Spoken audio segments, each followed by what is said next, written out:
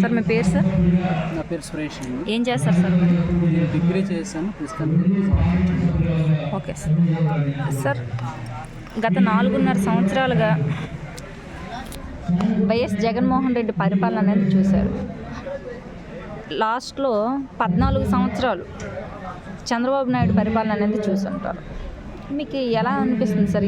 ఎవరి హయాంలో ప్రజలకి మేలు జరిగిందని మీరు అనుకుంటున్నారు?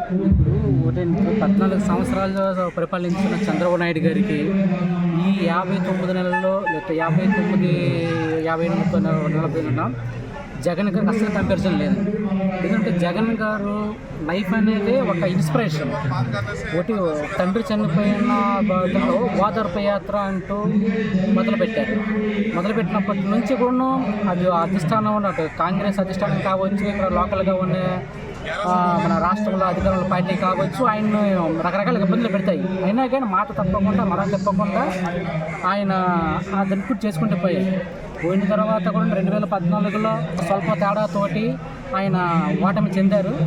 అయినా కానీ దాన్ని పొంగిపోకుండా పాదయాత్ర చేసి 151 మంది ఆత్మీయులను గెలిపించుకోవడమే కాకుండా ఆయన ఇచ్చిన హామీలు ప్రతి ఒక్కటి కూడా నెరవేర్చుకుంటూ వెళ్ళారు. ఎక్కడ కూడా మనం చెప్పనివి కూడా చేసుకుంటూ పోయారు. అభివృద్ధి కార్యక్రమాలు పడుతుంటే ఇప్పుడు గతంలో రాజకీయాలు తేడా ఏముందంటే, గతంలో రాజకీయాలు మనం చూసుకున్నట్టయితే మనము ప్రజలు కానీ రాజకీయ నాయకుల చుట్టూ లేదా ఎంపీడీ ఆఫీసుల చుట్టూ ఎంఆర్ ఆఫీస్ చుట్టూ తిరిగేవాళ్ళు. ఇప్పుడు ఆ అవసరం లేకుండా చేశారు, మొత్తం రాజకీయాన్ని మార్చేశారు. ఇప్పుడు ఈ రాజకీయ నాయకులకి ఇప్పుడు ఎంఆర్ ఆఫీసులు మనం జనాల దగ్గరికి వెళ్తాం. అప్పుడు ఎప్పుడో నేను చిన్నప్పటి నుంచి వింటూ ఉండేవాడిని ప్రజల బద్దక పాలన అని చెప్పేసి. కానీ దాన్ని సాధించి చూపించింది జగన్మోహన్ రెడ్డి గారు. మన ఊర్లో విలేజ్ క్లినిక్లు ఉన్నాయి, ఊర్లో సచివాలయాలు ఉన్నాయి, ఊర్లో రైతు భరోసా కేంద్రాలు ఉన్నాయి. మనము ఎంఆర్ఓ ఆఫీసులకి లేకపోతే ఎంపీడీ ఆఫీస్ చుట్టూ తిరగాల్సిన పని లేకుండా మొత్తం పాలన అనేది జనం వద్దకు తీసుకొని వచ్చారు. సార్ అయితే జగన్మోహన్ రెడ్డి ప్రతిసారి కూడా గ్రామ స్వరాజ్య పాలన అని చెబుతున్నారు కదా, అది ఎంతవరకు అయిందని మీరు అనుకుంటున్నారండి? అదే కదా చెప్తున్నా. ఇప్పుడు గ్రామ స్వరాజ్యం మన గ్రామంలోనే మనం స్వరాజ్యం చూపించుకున్నాం. ఇప్పుడు మనము గతంలో మనకి ఒక ఎస్టీ సర్టిఫికేట్ కావాలని, లేకపోతే క్యాస్ట్ సర్టిఫికేట్ కావాలని, ఇన్కమ్ సర్టిఫికేట్ కావాలని సాలూరు వాళ్ళు లేకపోతే ఎంపీడీ ఆఫీసులో చుట్టూ తిరిగేవాళ్ళు. ఇప్పుడు అవసరం లేదు, అంతమంది మన గ్రామంలోనే వస్తున్నాయి. వాలంటీర్ వాళ్ళతో మన ఇంటి వద్దకే వస్తున్నారు. వచ్చి మనకు దేనికి అర్హత అయితే ఉందో దానికి మన అర్హతను బట్టి వాళ్ళే మన డీటెయిల్స్ తీసుకొని మనకు సంక్షేమాన్ని అందిస్తున్నారు. ఎందుకంటే ఇంకా గ్రామ స్వరాజ్యం అంటే ఇంకా ఉంది సార్. అయితే నెక్స్ట్ ప్రతిపక్షాలు తప్పితే అంత సంక్షేమం అంటున్నారు. అభివృద్ధి ఎలా ఉంది సార్? ఇప్పుడు మన ఊర్లో 10 మందికి ఉద్యోగాలు వచ్చాయి, అది అభివృద్ధి కాదంటారా? మన ఊర్లో రైతు భరోసా కేంద్రాలు వచ్చేది అభివృద్ధి కాదంటారా? మన ఊర్లో సచివాలయాలు వచ్చేది అభివృద్ధి కాదంటారా? నెక్స్ట్ ఇప్పుడు 4 పోర్టులు కడుతున్నారు, అది అభివృద్ధి కాదంటారా? 10 ఫిషింగ్ హార్బర్లు కడుతున్నారు, అది అభివృద్ధి కాదంటారా? మొన్న రీసెంట్గానే మన సాలూరు నియోజకవర్గంలో వచ్చేటప్పటికి మెడికల్ కాలేజ్ గిరిజన యూనివర్సిటీ శంకుస్థాపన చేశారు, అది అభివృద్ధికి రాదా? కొత్తగా ఇప్పుడు మనకు స్వతంత్రం వచ్చినప్పటి నుంచి మన జగన్మోహన్ రెడ్డి గారి పాలన వచ్చిన వరకు ఎన్ని మెడికల్ కాలేజీలు అయితే ఉన్నాయో దానికి డబుల్ మెడికల్ కాలేజీలు ఇప్పుడు పనులు ప్రారంభం అవుతున్నాయి, పనులు జరుగుతూ ఉన్నాయి, ఇది అభివృద్ధి కాదంటారా?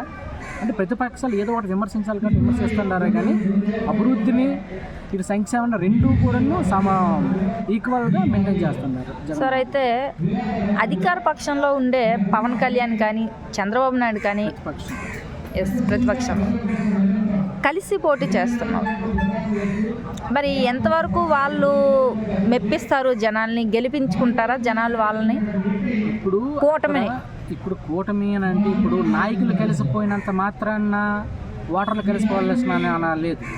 ఇప్పుడు వాళ్ళు చంద్రబాబు నాయుడు గారు కలిశారు, లేదంటే పవన్ కళ్యాణ్ కలిశారు, వాళ్ళిద్దరు కలిశారు. కానీ జనాలు కలవాలి కదా. ఇప్పుడు జనాలకు ఉన్నాయి రెండే. ఒకటి 2014లో మాయ మాటలు చెప్పి మోసం చేసి చంద్రబాబు వైపు ఇచ్చిన మాట మీద నిలబెట్టి సంక్షేమాలని అభివృద్ధిని పరిపాలన చేస్తుంటాం జగన్ ఒక వైపు. ఈ రెండే చూస్తారు తప్ప ఇటువైపు చంద్రబాబు నాయుడు వైపు ఎవరెవరు ఉన్నారు, బీజేపీ ఉందా, మోడీ ఉన్నారా, లేదంటే షర్మిలా ఉందా, ఇవన్నీ చూడరండి. ఉండయి రెండు దారులు. ఒకటి మాట మీద నిలబడే జగన్మోహన్ రెడ్డి, ఓట్ల కోసం మోసాలు చేసి చంద్రబాబు నాయుడు, ఈ 2 దారులే ఉన్నాయి. సార్ మీ అభిప్రాయం ఏంటండి? మీరేం చేస్తారు సార్? మీ పేరు? వ్యవసాయం.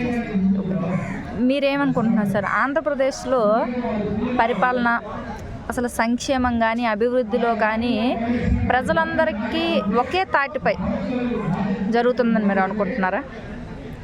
ఇక్కడ జరుగుతుందండి. ఏంటండి మీరు చూసింది ఏంటి అసలు ఒకేలా జరుగుతుందని మీరు ఎలా అనుకుంటున్నారు? పాలనలో ఇలాంటి అవకాశాలు లేవు. కుల మత పేద వర్గాలంటే లేదు, అంతా సమాజం పాలన జరుగుతుంది. ఒకనప్పుడు అంటే 14 నుంచి 19 వరకు టీడీపీ నాయకులు అనేవారు జన్మభూముల కమిటీని పెట్టి వాళ్ళకు మాత్రం ఎంపిక చేసి ఎవరైతే వాళ్ళకు అనుకూలంగా ఉంటే అలాంటి మాత్రం ఇచ్చారో, అదే జగన్మోహన్ రెడ్డి ఇచ్చారు కాబట్టి అలాంటి ఏం లేదు. ప్రతి ఒక్కరికి ఉన్నాం ప్రభుత్వ పథకాలు అన్నీ కానీ చేయూత కానీ అమ్మఒడి కానీ రైతు భరోసా కానీ చదువు పనులకి విద్యాదేవన కానీ వసతిదేవన కానీ అలాంటి చాలా జరిగాయి. ఇప్పుడు ప్రేమ చూస్తే చిన్న స్కూల్లో నాడు నేడు అనేది చాలా బాగుంది. ఎందుకంటే దానికి ఇంగ్లీష్ మీడియం తీసుకురావడం అనేది పేద పిల్లలకు అనేది చేయడం జరిగింది. అందుకు జగన్మోహన్ రెడ్డి గారు అనేది చేయడం జరుగుతుంది. సరే, అయితే నాడు నేడని చెప్తున్నారు కదా అతను. నాడు నేడులో ఎన్నో అవకతవకలు జరిగాయి, అదంతా మోసపూరితం అని చాలామంది కథనాలు చెప్తున్నారు, ముఖ్యంగా ప్రతిపక్ష నాయకులు.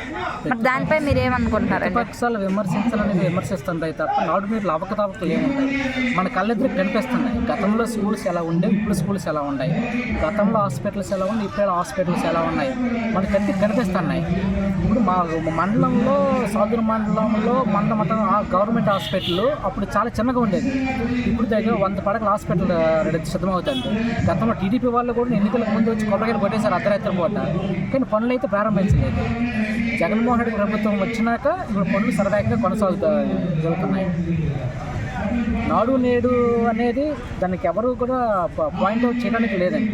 నాడు నేడు కావచ్చు, ఇంగ్లీష్ విద్య ఎలా ఉందండి ఇప్పుడు స్కూల్స్లో? జగన్మోహన్ రెడ్డి గారు తీసుకొచ్చిన మార్పులు అయినాయి స్నాక్స్ ఆఫర్స్. ఇప్పుడు చిన్నపిల్లలు మన భోజనం నుంచి అది జగనన్న పోషకాహారం నుంచి వాళ్ళకి ఏ రోజుకి ఏ మెనూ ఉండాలి నుంచి వాళ్ళకి ఆరోగ్యంతో పాటు విద్యను అందిస్తూ ఉన్నారు. ఇది నిజంగా చాలా గ్రేట్. అయితే 2024 ఎలక్షన్ ఇంకొక నెల రోజుల్లో ఉంది. ఎవరు గెలుస్తారని మనం అనుకుంటున్నారు? మళ్ళీ సీఎంగా ఎవరు అవుతారు? 14 ఏళ్ళ చేసిన అనుభవంతో ఉన్న చంద్రబాబు నాయుడు అవుతారు అనుకుంటున్నారా? 4.5 ఏళ్ళు పరిపాలన చేసిన జగన్ అవుతారు అనుకుంటున్నారా? ఒక సామెత ఉందండి, కాకిలా కలకాలం బతికే కంటే అంశలా గవర్నమెంట్ బతికడం వేస్తాను. 14 ఏళ్ళు పరిపాలించారు, కానీ జనాలకి ఏం చేశారు? ఒక్క పథకం అంటే ఒక పథకం అంటే చంద్రబాబు గారి పేరు చెప్తే గుర్తొచ్చే పథకం కానీ, లేదనంటే ఇప్పుడు జగన్మోహన్ రెడ్డి గారి పేరు చెప్పగానే అమ్మవాళ్ళు గుర్తొస్తుంది, చేయూత గుర్తొస్తుంది, లేదంటే విద్యా దీవెన గుర్తొస్తుంది, విద్యా దీవెన గుర్తొస్తుంది, రైతు భరోసా కేంద్రాలు గుర్తొస్తాయి, సచివాలయం గుర్తొస్తాయి, విలేజ్ క్లినిక్లు గుర్తొస్తాయి. ఇప్పుడు ఎన్నికల్లో భాగంగా చంద్రబాబు నాయుడు చాలా ప్రకటనలు చేస్తున్నారు కదా, మేనిఫెస్టో సూపర్ 6 సూపర్ 7 అనేది ప్రకటిస్తున్నారు. సూపర్ 6 అన్నారు, సూపర్ 7 అన్నారు. ఇప్పుడు అవి కూడా మార్చేస్తారంట. అయినా వాడు సూపర్ 7 అయినా సూపర్ 10 అయినా కానీ ఇది నెరవేరుస్తే కదా ఇది చేయడానికి. ప్రజలు నమ్మే పరిస్థితిలో లేదు. ఆయన సూపర్ 6 కాదు సూపర్ 10 చెప్పినా కానీ ఎవరు నమ్మరు జనాలు. ఇంకా అసలు జగన్మోహన్ రెడ్డి పైన ఇంతలా నమ్మకం ఎందుకు అసలు మీకు ఏర్పడింది? జగన్మోహన్ రెడ్డి గారి నమ్మకం అని అంటే మొదలే చెప్తున్నాను, ఆయన మాట మీద నిలబడే మనిషి అండి. వైఎస్ఆర్ కావచ్చు, జగన్మోహన్ రెడ్డి కావచ్చు, మాట మీద నిలబడే మనిషి. నేను ఓదార్పు యాత్ర చేస్తాను అని చెప్పేసి అన్నారు, ప్రతి ఇంటికి వస్తానని చెప్పేసి అన్నారు. అటు కాంగ్రెస్ అధిష్టానం నుంచి కావచ్చు, ఇక్కడ అప్పుడే ప్రభుత్వం రాష్ట్రంలో ప్రభుత్వమే కావచ్చు, ఎన్నో ఇబ్బందులు పెట్టింది. కానీ ఆయన మాటకు కట్టుబడి ఓదార్పు యాత్ర నాపలేదు. జైలుకి పంపిస్తామని కూడా బెదిరించారు కూడా, అయినా కానీ ఎక్కడ వెనక్కి తగ్గలేదు. అలాగే ఈయన ఎమ్మెల్యేలు 23 మంది ఎమ్మెల్యేలు 3 ఎంపీలను తీసుకున్నారు. అప్పుడు కూడా నేను భయపడలేదు, ఇచ్చిన మాట కట్టుబడుతూ ఉన్నారు. అందుకని జగన్ అంటే ఇంకా నమ్మకం అండి. బాబు గారు అంటే మోసం గుర్తొస్తుంది, జగన్ అంటే నమ్మకం. ఫైనల్లీ మీ ఓటు? ఇన్ని చెప్పిన తర్వాత ఇంకా జగన్ గారు ఫ్యాన్ గుర్తు.